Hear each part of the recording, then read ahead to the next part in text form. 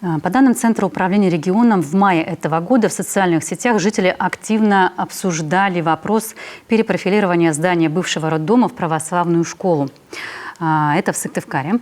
Одни писали, что здание следует отдать бизнесу, другие – под детский сад или вернуть роддом. Специалисты фиксируют много фейков вокруг этого проекта. Андрей Александрович, расскажите о судьбе этого объекта.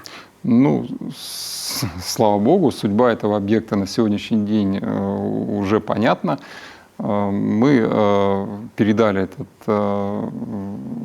объект фонду благотворительному, православному, для организации православной школы, вот так скажу, да.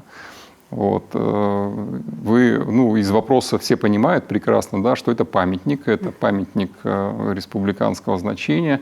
И, конечно, к нему особое отношение, к нему там особые требования и к ремонту, и к восстановлению, там, и вообще ко всему.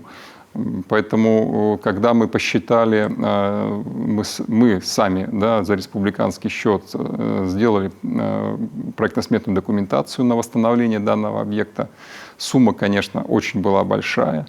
Вот, поэтому мы сразу же и не смогли даже себе позволить и найти такую возможность. Но к нам обратился фонд, о котором я сказал, и на сегодняшний день мы им передали этот объект. Многие уже видели и видят. На нем сейчас проводятся уже работы. В этом году должны закончиться работы по кровле. Окончание работ запланировано на ноябрь этого года.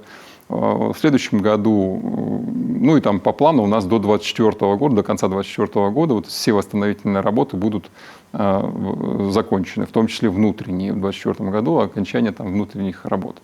Вот. Обязательство на себя взял фонд. Мы из того, что мы контролируем и видим, а по нашему договору мы это регулярно получаем отчеты от них, мы видим, что работа ведется.